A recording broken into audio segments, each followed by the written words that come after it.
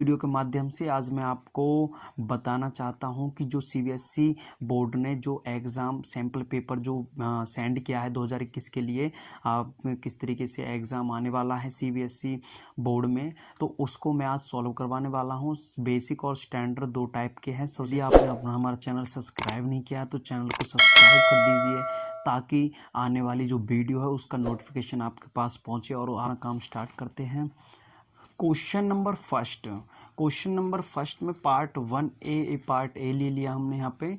10th जो basic है, जो सैम्पल पेपर जो अब आया है बोर्ड का, उसका पार्ट ए हमने ले लिया है। फर्स्ट क्वेश्चन में बोला गया है express 156 as the product of prime. आपको यहाँ पे 156 दिया हुआ है, इसके जो फैक्टर है ना वो प्राइम में चेंज करने। तो कैसे करोगे आप? इस तरीके से आप फैक्टर कर सकते हो। यहाँ पे 2 से करिए सबसे पहले। 2 7 जा, 2 8 जा, फिर 2 से भी हो जाएगा, दोबारा से कर दीजिए। 2 3 जा 6, 2 9 जा। अब ये 2 से नहीं होगा, आप 3 से करिए यहाँ पे। तो 3 से करोगे, 3 1 जा, 3 3 जा। अब यहाँ पे ये 3 से ना होगा ना 8 4 से होगा ना 5 से, ये होगा ओनली 13 से। 13 से करोगे, 13 1 जा 13। तो ये इसके प्राइम फैक्टर आ गए। तो आप लिख सकते हो यहाँ पे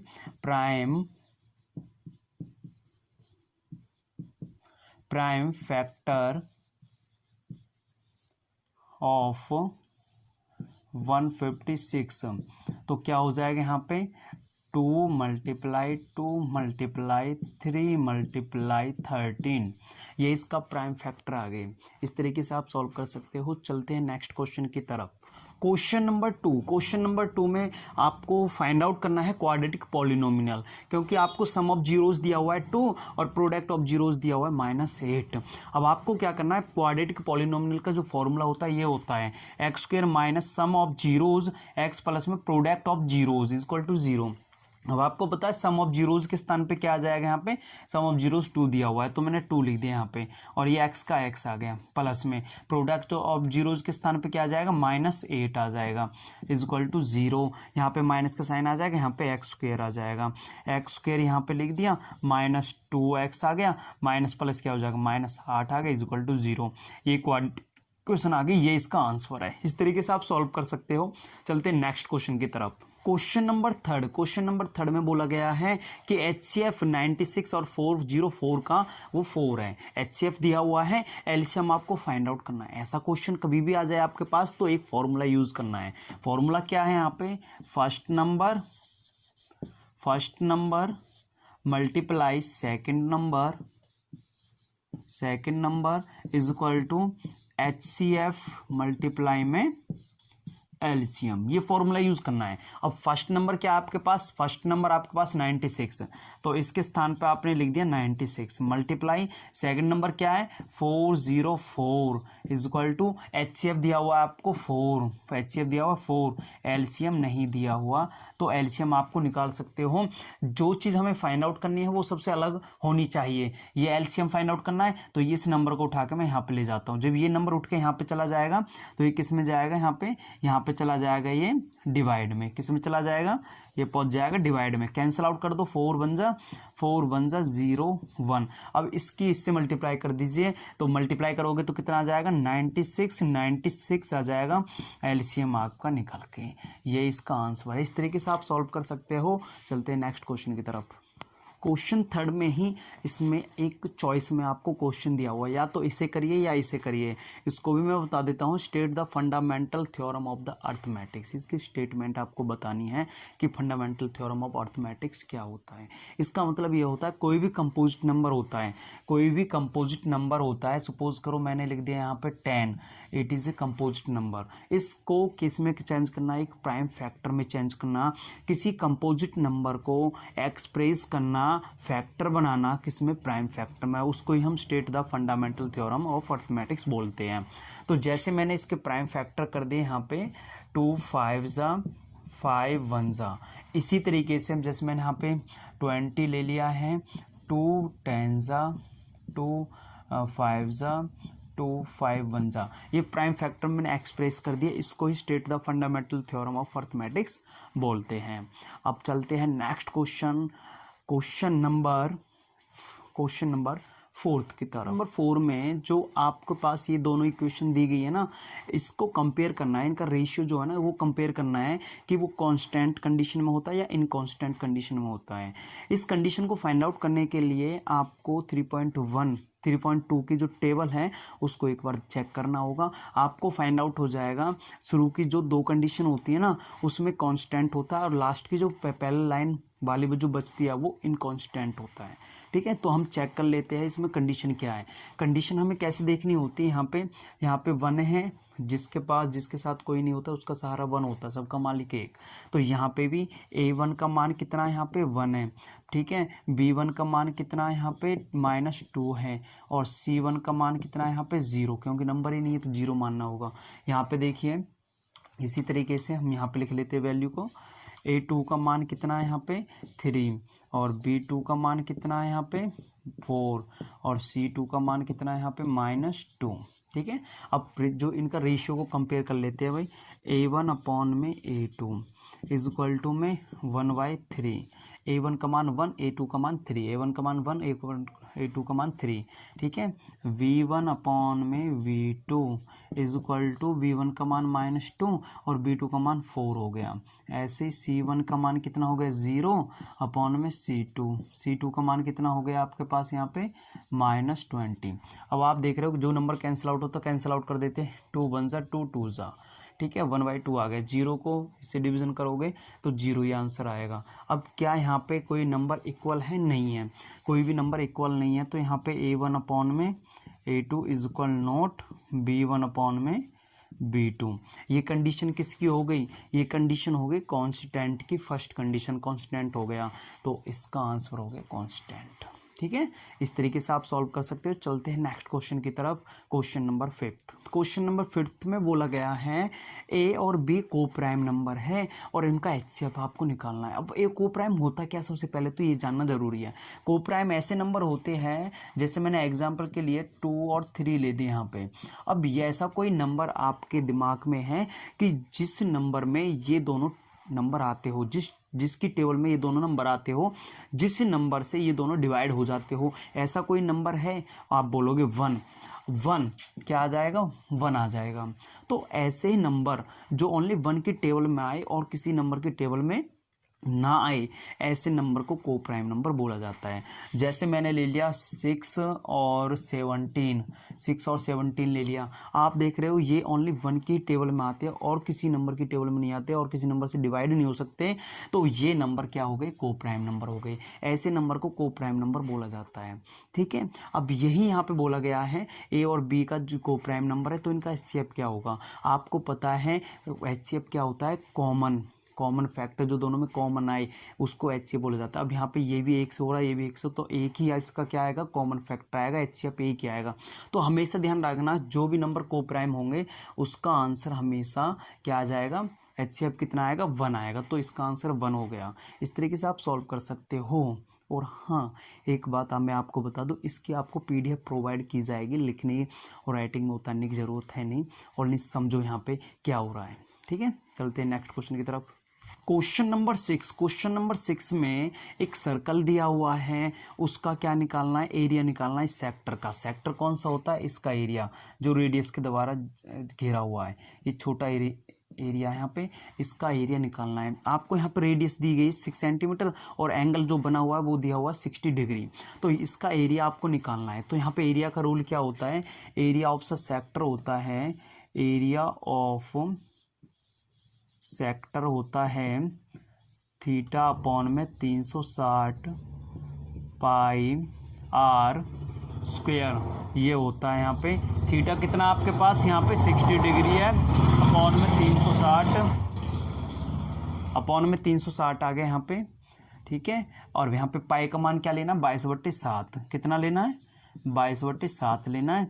मल्टीप्लाई रेडियस कितनी है, 6 सेंटीमीटर। 6 का स्क्वायर मतलब 6 × 6। अब इसको हम कैंसिल आउट कर देते हैं। 0 से 0 कैंसिल आउट कर दिया, 6 1 जा 6, 6 जा हो गया, 6 से 6 कैंसिल आउट हो गया। अब कोई नंबर कैंसिल आउट हो सकता है, नहीं हो सकता, तो आपको क्या करना, ऊपर वाला नंबर ऊपर मल्टीप्लाई करके लिख दीजिए। तो ऊपर कितना आ जाएगा, 6 दूनी 12 का 2 का हासिल 6 दूनी 12 13 अपॉन में 7, ये आ गया। अब इसको आप डिवीजन कर सकते हो या इसको यहाँ पे ही छोड़ सकते हो, तो हम डिवीज़न कर देते हैं। अब आप डिवीज़न करोगे तो कितना आ जाएगा यहाँ पे 7 एकम 7, 7 एकम 7 बचेगा यहाँ पे 6, तो ये आ जाएगा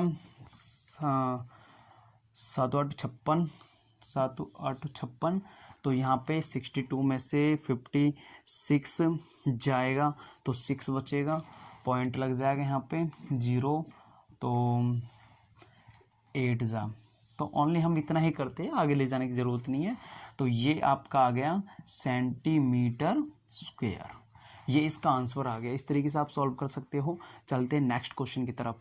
क्वेश्चन नंबर 6 में बोला गया है ए हॉर्स टाइड टू ए पोल, एक हॉर्स एक पोल से बंधा हुआ है यहाँ पे, और यहाँ पे रस्सी की जो लंबाई है वो है 28 मीटर।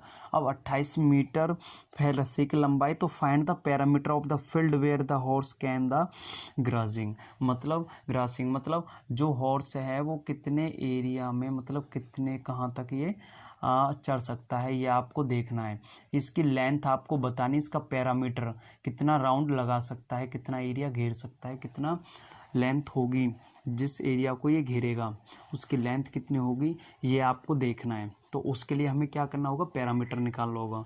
पैरामीटर निकाल देते हैं। पैरामीटर ऑफ सर्कल के पैरामीटर का रूल क्या होता है, 2πr।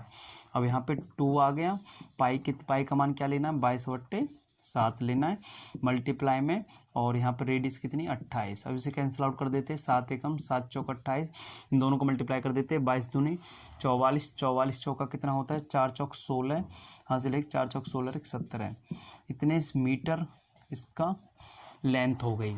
इसका पैरामीटर आ गया हमारे पास, जितने बाउंड्री को ये घेरता है उसकी लेंथ है 176 मीटर। ठीक है, चलते हैं नेक्स्ट क्वेश्चन की तरफ। क्वेश्चन नंबर 7 में एक फिगर दी गई है। यहाँ पे इस फिगर में DE पैरेलल BC दिया हुआ है, और यहाँ पे DAE मतलब ये एंगल दिया हुआ 50 डिग्री, और ADE दिया हुआ 70 डिग्री।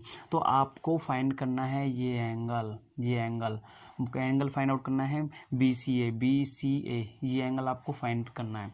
इसको फाइंड आउट करने के लिए हमें करना क्या है, अब आप देखें यहाँ पे हमें DE पैरेलल BC दिया हुआ है, DE पैरेलल BC दिया हुआ है, DE पैरेलल BC आपको दिया हुआ है। तो यहाँ पे जब यहाँ पे एक ट्रायंगल के अंदर एक पैरेलल साइड होती है, पैरेलल से पेयर होता है, तो वहाँ पे जो एंगल होता है ये एंगल इसके बराबर हो जाता है। क्यों, converse of Thales theorem, converse of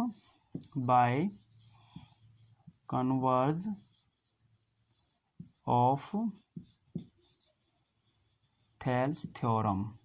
ठीक है, थेल्स थ्योरम के कारण तो एंगल आपका जो है ADE इक्वल हो जाएगा किसके, एंगल ABC के, कितना हो जाएगा आपका 70 डिग्री हो जाएगा। तो ये एंगल भी 70 डिग्री हो जाएगा। अब आपको ये एंगल भी फाइंड आउट करना है। आपको पता है ये ट्रायंगल के तीनों एंगलन का सम कितना होता है, 180 डिग्री होता है। तो एंगल A प्लस में एंगल B प्लस में angle C is equal to 180 degree हो जाता है। अब यहाँ पे एंगल A पता आपको 50 डिग्री होता है। ठीक है, एंगल B कितना होता है 70 डिग्री होता है, और एंगल C आपको निकालना है इज इक्वल टू 180। अब आपको क्या करना है, इन दोनों को प्लस कर देना है। प्लस करोगे तो कितना आ गया 120 प्लस में एंगल C, अब बराबर में कितना आ गया 180। अब मैं इसको उठा के यहाँ पे ले जाता हूँ, यहाँ पे कर देता हूँ इसको। ठीक है, तो यहाँ पे एंगल जो C है वो आ जाएगा 180 माइनस में 120, इसको माइनस करो कितना आ गया 60 डिग्री आ गया। एंगल C 60 डिग्री आ गया, तो आएंगे आप लिख सकते हो BCA, 60 डिग्री एंगल आ गया। इस तरीके से आप सॉल्व कर सकते हो। चलते हैं नेक्स्ट क्वेश्चन की तरफ। क्वेश्चन नंबर 8 में बोला गया है कॉस्ट ऑफ फेंसिंग, मतलब यहाँ पे cost of fencing circular field at the rate of 24 पर मीटर, मतलब 1 मीटर पे जो खर्चा आता है वो 24 रुपीज़ का आता है। और टोटल कॉस्ट आपका जो खर्चा आ गया, टोटल खर्चा आ गया वो आ गया 5280, इतना टोटल खर्चा आ गया। अब इसका मतलब है यहाँ पे फेंसिंग की बात हो रही है, तो इस बाहर बाउंड्री की बात हो रही है, यहाँ पे चारों तरफ की बात हो रही है, तो वहाँ पे आपको सरकमफेरेंस निकालना होता है, हमेशा ध्यान रखना। सरकमफेरेंस की बात हो रही है वहाँ पे, तो सरकमफेरेंस कैसे निकलेगा, यहाँ पे जो टोटल कॉस्ट है उसको लिख दीजिए ऊपर, टोटल कॉस्ट आ गई ऊपर, और यहाँ पे नीचे आ जाएगा 24, 1 मीटर पे जो खर्चा है वो नीचे लिख दीजिए। अब इसको कैंसिल आउट कर देता हूँ मैं 4 से, 4 6 आ गया, 4 1 जा, 4 3 जा, 4 2 जा 0, क्या ये 6 से चला जाएगा, 6 1 जा पे 6 2 जा, 6 2 जा 0 आ गया। ये आपके पास आ गया 220, ये आपके पास जो आया है ये आया है सरकमफेरेंस ऑफ सर्कल।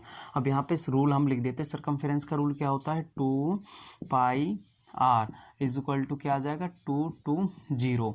मैं यहाँ पे पाई के स्थान पे क्या लिख देता हूँ, पाई के स्थान पे लिख देता हूँ 22/7 multiply radius is equal to 220 आ गया। अब मैं इसको इस साइड ले जाता हूँ, इन दोनों नंबर को मैं उठा के इस तरफ ले जाता हूँ, जो नंबर नीचे है वो ऊपर पहुँच जाएगा, ये 7 नीचे तो ये ऊपर पहुँचेगा यहाँ पे, तो यहाँ पे रह जाएगा r इज इक्वल टू 220 गुना में 7 आ गया, अपॉन में ये ऊपर वाले नंबर दोनों पहुँचाएंगे नीचे, तो ये नीचे आ गया, यहाँ पे कैंसिल आउट कर देते हैं हम यहाँ पे, तो 22 एकम 22, 22 एकम 22 0 आ गया, 2 एकम 2, 2 पंजे 10, तो 5 और 7 बचे हुए, 5 7 कितना हो गया 35 हो गया, तो 35 मीटर इसकी रेडियस निकल के आ गई। इस सर्कुलर फील्ड की जो रेडियस है वो 35 मीटर है। इस तरीके से आप सॉल्व कर सकते हो। चलते हैं नेक्स्ट क्वेश्चन की तरफ। क्वेश्चन नंबर 9, क्वेश्चन नंबर 9 में बोला गया है कोई एक ट्री है जिसकी हाइट b और यहाँ तक पहुँची गई है कोई d पॉइंट तक, इतनी हाइट है, तो किसी तूफान के कारण वो पेड़ टूट जाता है यहाँ से बीच में से, तो ऊपर जो उसका टॉप वाला हिस्सा होता है वो ज़मीन को छू जाता है, तो इस तरीके से वो गिर जाता है। तो यहाँ पे जो इसका टॉप होता है वो जहाँ पे छूता है ग्राउंड को, तो वहाँ पे एंगल बनाता है 30 डिग्री का, ठीक है। उसके बाद बोला गया है जो ट्री का फुट है, फुट ये हो गया, और जो इसका टच वाला हिस्सा है ट्री का, तो उसका जो डिस्टेंस है वो 8 मीटर दिया हुआ है। तो क्वेश्चन पूछा गया है, तो जहाँ से टूटा हुआ भाग है ना, टूटा हुआ जो पार्ट है, मतलब जहाँ से टूटा है उसका एच निकालो, मतलब उसकी क्या निकालो, हाइट निकालनी है हमें यहाँ पे, ठीक है। अब इसकी हाइट निकाल देते हैं, तो आप क्या काम करते हो, यहाँ पे आपने ले ली ये हिस्सा पहले BC अपॉन में AB, ठीक है, BC अपॉन AB, BC कितना दिया हुआ है H मान लिया यहाँ पे, और AB क्या है यहाँ पे 8 है, तो ये BC क्या हो गया perpendicular upon base, perpendicular upon base किसके बराबर होता है, ये होता है 10 के बराबर, किसके बराबर होता है 10 के बराबर। यहाँ पे एंगल कितने डिग्री का 30 डिग्री का एंगल दिया हुआ है, H अपॉन में क्या आ गया 8 आ गया, इज इक्वल टू 10, 30 का मान 1/√3 आ गया। अब हम क्रॉस मल्टीप्लाई कर देते हैं, इस 8 को ले जाते हैं यहाँ पे, तो H इज इक्वल टू क्या हो जाएगा 8/√3, 8/√3। अब रूट वाला नंबर नीचे आ गया, तो इसको हम रेशनलाइजेशन कर देते हैं, तो मल्टीप्लाई √3 अपॉन में √3 इज इक्वल टू में ऊपर वाला नंबर ऊपर आ जाएगा, ये आ गया, और नीचे वाले नंबर की मल्टीप्लाई करोगे तो एक रूट के अंदर ही आ जाएंगे दोनों, 3 × 3, तो ये रूट से बाहर निकल जाएंगे, यहाँ पे ये रूट से बाहर निकल जाएंगे, तो ये आ गए बाहर। तो इसका आंसर आप इसे भी लिख सकते हो, ये इसका आंसर आ गया, ठीक है, मीटर में, ये इसका आंसर है। इस तरीके से आप सॉल्व कर सकते हो। चलते हैं नेक्स्ट क्वेश्चन की तरफ। क्वेश्चन नंबर 10, क्वेश्चन नंबर 10 में बोला गया है कि एक सर्कल है जिसका एरिया और पैरामीटर दोनों बराबर है, एरिया और पैरामीटर दोनों बराबर है न्यूमेरिकल, तो यहाँ पे आपको इसकी रेडियस फाइंड आउट करनी है। तो हम रेडियस ले लेते हैं। एरिया का रूल क्या होता है, एरिया का रूल होता है πr² is equal to, parameter का रूल क्या होता है 2πr होता है।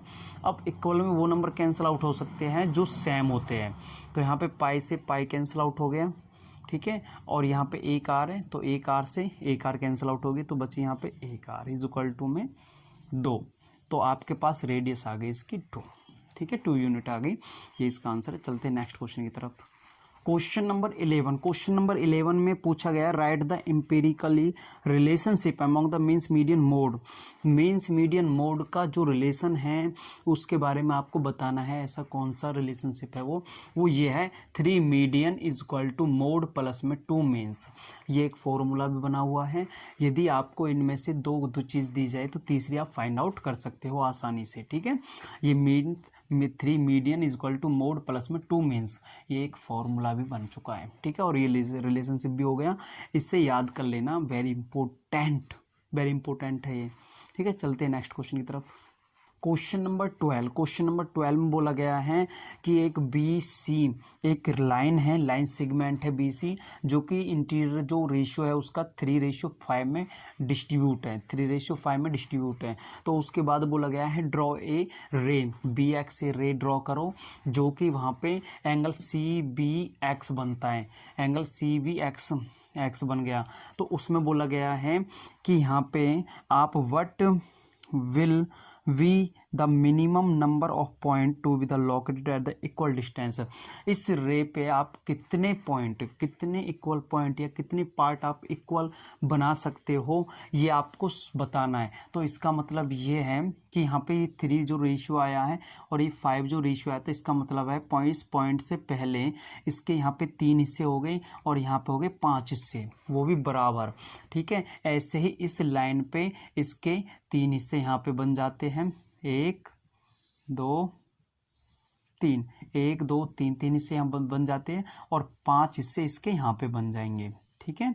2 3 4 5, तो यहाँ पे 1 2 3 4 5 6 7 8, इसके 8 हिस्से बन जाते हैं। तो इसका मतलब एक सिंपल ये ले लीजिए, जो रेशियो आपको दिया जाए ना, जो रेशियो आपको दिया जाए उनको प्लस कर दीजिए, उतने इक्वल पार्ट बनते हैं। कितने बनते हैं? 8। ये इसका आंसर है, सिंपल, ठीक है। चलते हैं नेक्स्ट क्वेश्चन की तरफ। क्वेश्चन नंबर 13 में यहाँ पे क्वेश्चन नंबर 13 में आपको ये 2 इक्वेशन दी गई है और दोनों इक्वेशन दी गई है, उसका आपको कंडीशन बताई गई है, यूनिक सॉल्यूशन है। यूनिक सॉल्यूशन में जो कंडीशन होती है, ये कंडीशन होती है A1/A2 equal note B1/B2। Condition आपको दी गई है यहाँ पे आपको P का मान निकालना है। तो कैसे निकालोगे? यहाँ से A1 का मान निकाल लीजिए, A1 का 4 हो गया और B1 का मान कितना हो गया? P हो गया।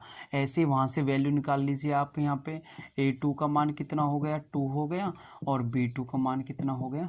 2 हो गया। तो हम इस कंडीशन में से पुट कर देते हैं A1/A2, इसका मतलब है हम यहाँ पे पुट कर देते हैं डायरेक्ट। A1/A2 मतलब 4/2, 4/2 आ गया is equal note P/2, P/2 आ गया, ठीक है। अब इसको हम कैंसिल आउट कर देते हैं, 2 1 जा 2 2 जा, इसको हम यहाँ पे ले जाते हैं 2 2 जा 4 इक्वल नोट P। ये इसका आंसर आ गया, ठीक है। इस तरीके से आप फाइंड आउट। क्वेश्चन नंबर 13 का चॉइस में दिया हुआ क्वेश्चन है। ये 2 इक्वेशन आपको दी गई है और पूछा गया है कि ग्राफ जब हम बनाएंगे तो उसमें जो ग्राफ बनेगा, उसमें जो लाइन आएगी, स्ट्रेट लाइन आएगी, वो लाइन कैसी आएगी, ठीक है। 3 टाइप की होती है, ठीक है। उसमें से कौन सी टाइप है, आप टेबल पढ़ोगे तो समझ में आ जाए कौन सी टाइप है। तो मैं आपको समझा देता हूँ यहाँ पे इस क्वेश्चन के थ्रू। यहाँ पे हम इसको मानते हैं A1 का मान कितना है? 2 और B1 का मान कितना है? यहाँ पे 3 और C1 का मान यहाँ पे माना जाएगा, ये नंबर इस तरफ ले जाके जब लिखे जाते हैं -5 हो गया, ठीक है। ऐसे ही यहाँ पे A1 का मान कितना है? 4, B1 का मान कितना है? यहाँ पे 6 और C1 का मान इस तरफ ले जाके जब लिखा जाएगा ये -7 हो गया, ठीक है। तो वही कंडीशन हमें लिखनी है यहाँ पे A1/A2 is equal to A1 का मान कितना है? 2 और A2 का मान कितना है? 4, ठीक है। V1/B2 is equal to B1 का मान कितना है? 3 और B2 का मान कितना है? 6, ठीक है। इसी तरीके से C1/C2 is equal to C1 का मान -5 है और C2 का मान -7 है, ठीक है। अब जो नंबर कैंसिल आउट होता है उसे कैंसिल आउट कर देते हैं। 2 1 जा 2 2 जा, 3 1 जा 3 3 जा, माइनस से माइनस कैंसिल आउट होगा। आप देख रहे हो 1/2 यहाँ पे आ गया, 1/3 यहाँ पे आ गया। अब यहाँ पे यहाँ पे 2 आएगा, यहाँ पे 2 आ गया, 1/2 यहाँ पे आ गया। अब यहाँ पे 5/7 है, तो ये 2 शुरू स्टार्टिंग के नंबर इक्वल हैं और ये लास्ट वाला इक्वल नहीं है। तो यहाँ पे A1/A2 is equal to B1/B2 B2 is equal not C1/C2। ये कंडीशन आ गई। ये जो कंडीशन होती है ये थर्ड कंडीशन होती है टेबल के अनुसार।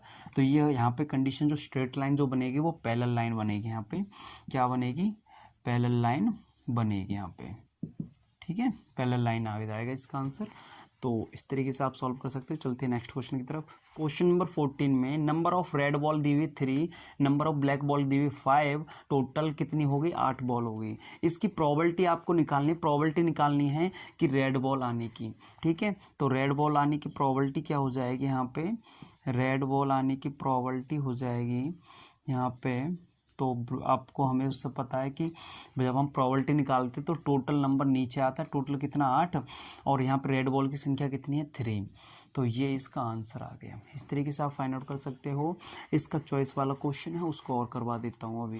क्वेश्चन नंबर 14 का चॉइस वाला क्वेश्चन है, उसमें डाई लिया हुआ है, डाई को उछाला जाता है। A die is the thrown the once, एक डाई को एक बार उछाला जाता है। प्रोबेबिलिटी निकालनी है आपको प्राइम नंबर आने की। अब यहाँ पे जब डाई को उछाला जाता है तो 1 2 3 4 5 6 इसमें से ये नंबर आ सकते हैं। तो ये टोटल इवेंट कितने हो गए आपके पास, यहाँ पे 6 हो गए, ठीक है। अब आपको प्राइम नंबर की प्रोबेबिलिटी निकालनी है। आपको ये पता होना चाहिए प्राइम नंबर कौन कौन से होते हैं।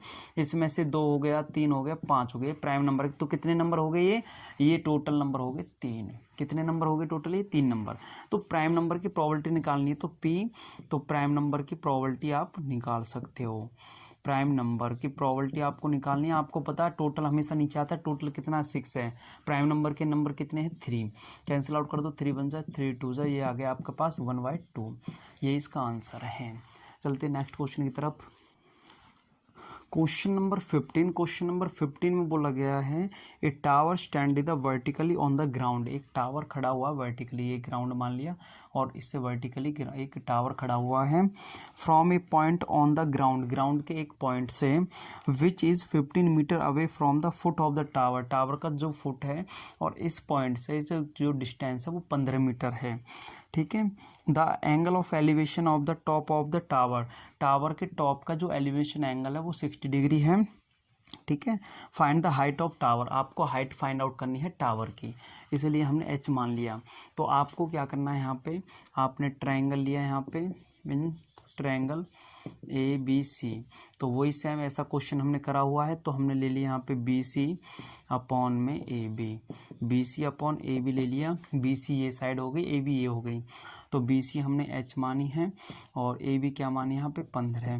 तो यहाँ पे परपेंडिकुलर अपॉन बेस किसके बराबर होता है, ये होता है 10 के बराबर, और यहाँ पे कितना लिखा हो 60 डिग्री लिखा हुआ है। तो h upon 15 is equal to 10, 60 का मान कितना होता है, √3 होता है। इस 15 को उठा के यहाँ पे ले जाओ तो h is equal to 15√3 metre. ये इसका आंसर है। इस तरीके से आप फाइंड आउट कर सकते हो। चलते हैं नेक्स्ट क्वेश्चन की तरफ। Question number 16, probability of the event E plus में probability of the not event E। Probability का होना मतलब किसी घटना का होना और नहीं होना, दोनों का योग हमेशा क्या होता है, 1 होता है। तो इसका आंसर 1 आ गया, ठीक है। आपके एक एक नंबर वाले कंप्लीट हो चुके हैं, अब 2-2 नंबर वाले स्टार्ट होंगे, ठीक है।